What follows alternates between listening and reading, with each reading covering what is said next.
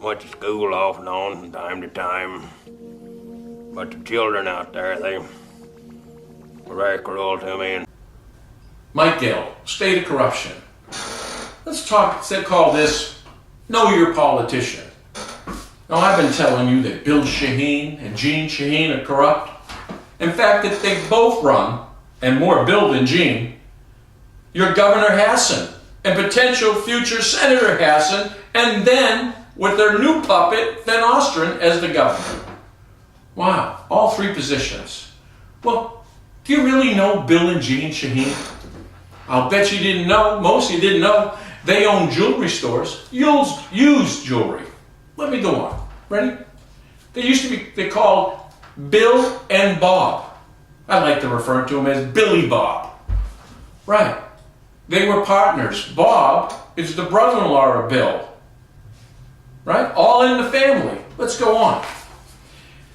In running this small business, Jeanne Shaheen, on her own profile for running for senator, indicated that she is a small business owner, or was a small business owner. Right. Do you also know that that same business? Turns out in 1980, there was a search warrant executed on Bill and Bob. The store. Turns out there was a burglary ring that sold $200,000 worth of stolen property from 27 residents to Bill and Bob. Right. Receiving stolen merchandise and selling it. This is Jeanne's claim to fame. And just another piece of corruption from Billy Bob. All right, let's go on. They founded Bill and Bob's, a sterling example, a shop with locations in both New Hampshire and Maine that sold used jewelry, silver, and leather items. The business co-owned by Bill Shaheen's brother-in-law and future state senator Bob Fanelli.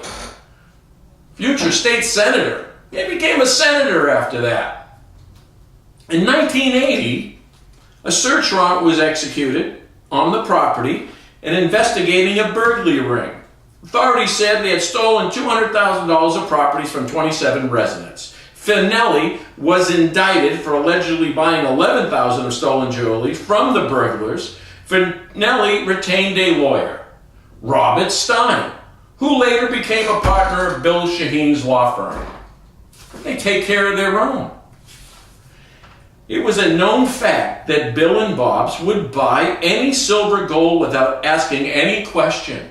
One burglar told police, according to the September 16, 1980 report, which extensively covered the trial. In an affidavit, one of the burglars said that he paid $6,000 for jewelry by Fanelli over a 2-day period. The burglar said that on one occasion he told Fanelli he had several pieces of stolen jewelry on the beach by using a metal detector.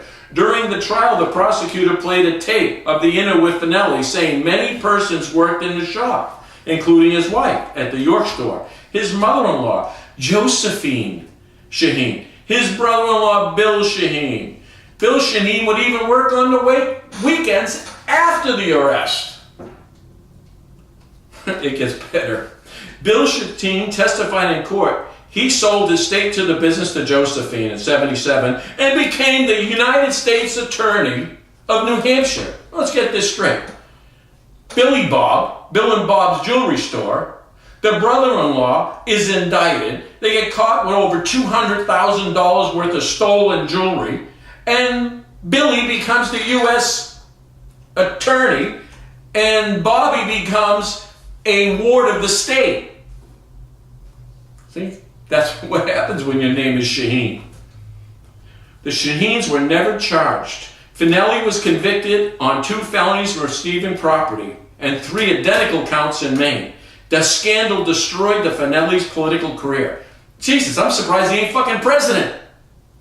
The Shaheens were never charged in connection with the crimes. Right. On the campaign trail, in speeches, in print, Shaheen would cite the experience with Bill and Bob's as proof that she knows how to run a small business. Wow, I guess you do. I also understand the importance of the small personal level because of the first 8 years that my husband and I were married. We were involved in partnership with a family business. said in 2004, we had a very small business, a seasonal business in York Beach, Maine, but it was enough to teach me a very personal gut level with the issues you deal with as a small business. I had to deal with personal issues, meeting payroll and paying bills. Well, wait a minute, did you forget about the stolen property? Right. Meeting payroll? How about this? And he becomes the U.S. attorney. Do you see how this corruption continues? It continues and is protected out of the AG's office and the U.S. attorney. Know your candidates. Mike Gill, State of Corruption.